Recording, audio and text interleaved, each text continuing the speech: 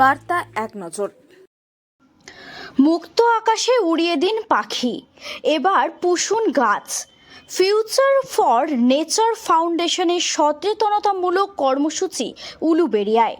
রথযাত্রা উপলক্ষে আয়োজিত উলুবেড়িয়া কালীবাড়ির শতাব্দী প্রাচীন মেলায় একটি ব্যতিক্রমী সচেতনতা কর্মসূচি পালন করল future for nature foundation, Uluberia institute ও হাওড়া বন বিভাগ।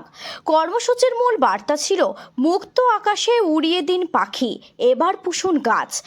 ভারতীয় জাতীয় পাখি কেনা বেচা যে বেআইনি অনৈতিক তা জানেন এবং জনগণকে গাছ লাগানোর মাধ্যমে প্রকৃতির ভারসাম্য রক্ষার বার্তা পৌঁছে দেওয়াই ছিল এই কর্মসূচির লক্ষ্য।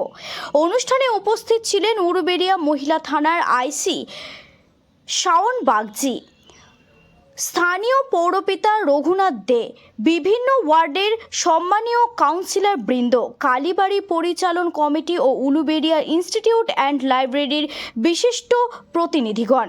বিশেষভাবে উপস্থিত ছিলেন ফিউচার ফর নেচার ফাউন্ডেশনের কোর কমিটির সদস্য, প্রখ্যাত ইতিহাস গবেষক ও সাহিত্যিক, ফিউচার ফর নেচার ফাউন্ডেশনের সম্পাদক শুভ্রদীপ ঘোষ, বহু গ্রন্থের রচয়িতা doctor Arnab Dutta.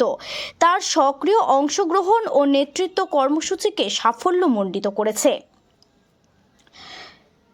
উলুবেড়িয়ার sub division সহ রাজ্যের বহু রথের মেলায় এখনও ভারতীয় প্রজাতির টিয়া, ময়না, শালিক, বুলবুলি ইত্যাদি পাখি অবৈধভাবে বেচা কেনা হয়, যা বন্যপ্রাণ সংরক্ষণ আইনি 1971 অনুযায়ী দণ্ডনীয় অপরাধ।